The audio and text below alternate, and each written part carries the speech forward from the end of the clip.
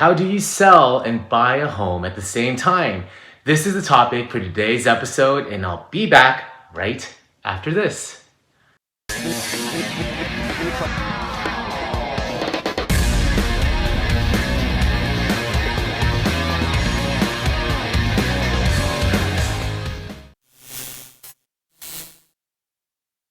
Welcome back. My name is Dale Corpus. I'm a realtor in the Tri-Valley area in the East Bay of the San Francisco Bay Area, and I post videos every Friday about all things real estate.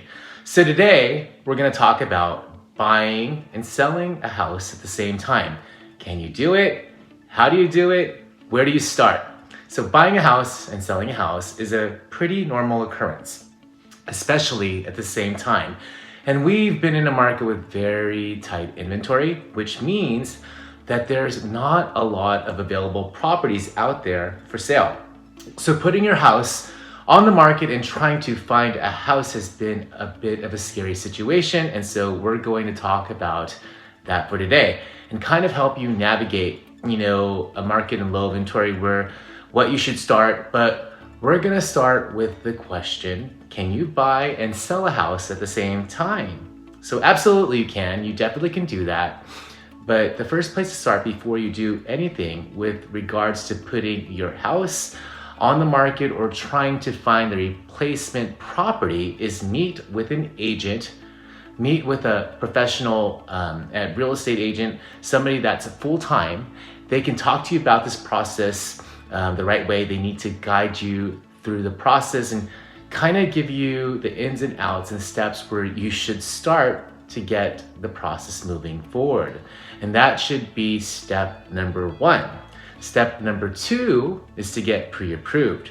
And just because you are pre-approved to buy the existing house that you're in right now, it doesn't necessarily mean you're going to qualify for the house that you're looking to purchase. And maybe you make more money and maybe there's a lot of things that are going positively, but maybe there's something that's showed up on your credit that you weren't even aware of, and some write off your taxes that you're not familiar with, where you actually can't qualify for that new house. So you want to make sure that you are qualified before you start the process, because the last thing you want to do is get your house on the market, find a buyer, really get excited to buy something, and then not be in a position to be able to do it.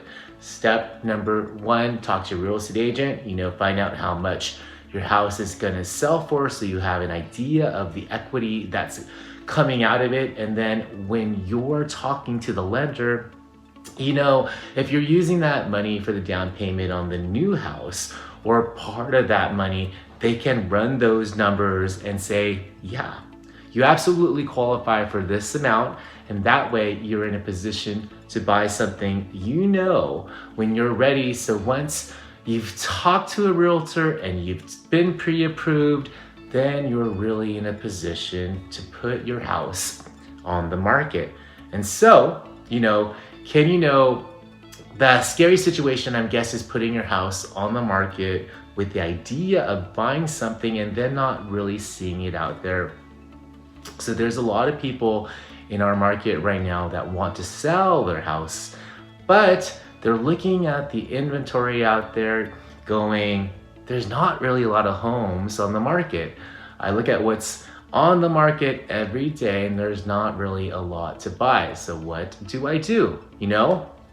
I don't want to sell my house and then not have anything to purchase. But the caveat to that is, if something does come on the market that they like, then chances are there might be multiple offers on that property. So if they haven't put their property in the market or sold or got into escrow, then they're really not in a position to move forward with that other property that comes on the market. So it's really a catch-22, So the first thing you can do if you're not in a position to qualify for both mortgages, right? Sometimes people are able to put their house on the market and buy the new property without selling their current home, and then in due time that property, it'll sell and it's all good. So most people aren't in position to qualify for both mortgages, so that's the question that it's going to come up when you're talking to the lender initially to get pre-approved, to find out if you can qualify for both. Are you comfortable paying another mortgage for a property that hasn't sold? So those are things to talk about. But assuming you're not in that position to carry both mortgages, what is the next step?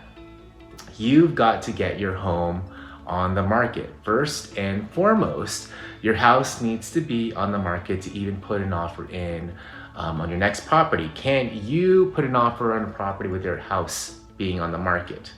Of course you can, but you're in a much better, stronger negotiating position if your house is at least on the market, and then ideally that house, your house is actually on the market and is actually in escrow, right?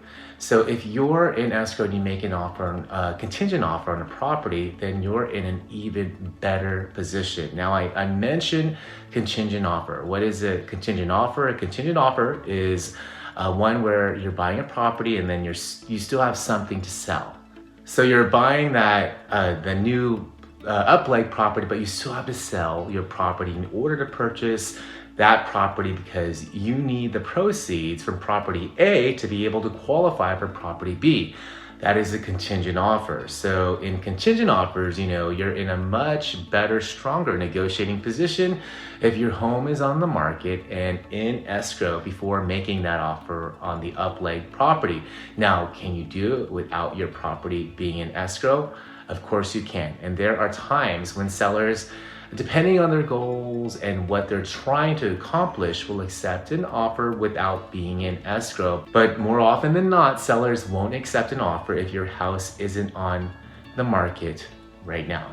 So something to think about there. So if you're in the market to find a unique property in a neighborhood, let's take, for example, San Ramon.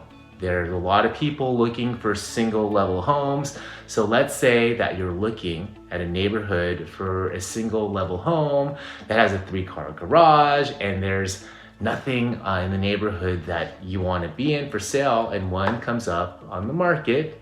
Well, if you're not on the market, for your house is it listed for sale or an escrow rate, you're not in a position to move forward with that property. So chances are you're gonna miss that opportunity. Whereas if your house is on the market and you're in a better position to make an offer, the question comes up, well, what if I put my house on the market and it sells and I don't find the property that I'm looking for? That's where dealing with a professional agent and putting proper verbiage into the contract to protect you is absolutely necessary, right? So an agent will help guide you through that process. But if ideally, or in theory, what you're doing is you're making an offer on, property B, if you will, in this case, the up-leg property, contingent upon selling your first property, or in this case, you and I said it backwards in that case, but you're actually selling your property contingent upon you actually finding a suitable replacement property. So if I have a property on the market, you're a buyer, you want to buy it, I'm good accepting your offer, but it is contingent upon finding a suitable replacement property. So as long as that language is in there, both parties agree to it, then that protects you, right? So if you don't find a suitable property and close on the up-leg property, then you're not in a position where you have to sell your property. So you just need to make sure that the language is in the contract to protect you, and you really need it from both sides, right? So if you're buying a property, you also need to have it in there that, if you don't want to close on that property, then our property, if you don't want to close on the up leg, then you don't need to sell yours and vice versa. You need to have it where, the seller knows that it's contingent on you selling your property, so that way, the buyer falls out of escrow for whatever reason, you still have that contingency there that you don't have to move forward with the purchase of the new property, because in which case you would lose your deposit if you couldn't qualify or you couldn't purchase it, without selling your house. So you need to make sure the language is there to protect yourself when doing it. Buyers making offers contingent upon the sale of their departing residence honestly isn't very common in the San Francisco Bay Area market right now because of how fast it's still moving, but in certain situations, it can make sense. In the San Francisco Bay Area market, I do see buyers sometimes utilize bridge loans and sometimes home equity lines of credits to access the equity of their departing residents to serve as a down payment for their next property. This is sometimes another alternative to making an offer contingent upon the sale of their existing home. And I have lender resources that offer bridge loans to be able to do this for this type of scenario.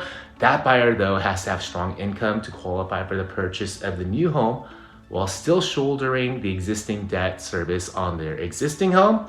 And I see most of my own clients trying this route first because it makes their offers even stronger than ones where they are putting a contingency upon the sale of their existing home. And if you have any questions, feel free to reach out to me. Every situation is unique, so the buy and sell strategy should be tailored for your specific situation. If you found this video helpful, do me a favor and give it a thumbs up and subscribe to my channel. You may also want to check out my past video on the 9 questions to ask a real estate agent when selling a house. The link to that video is on the top corner of the screen. Again, I'm Dale Corpus from eXp Realty in San Ramon, California. I help buyers and sellers throughout the Bay Area and the Tri-Valley, and I'll see you on my next video.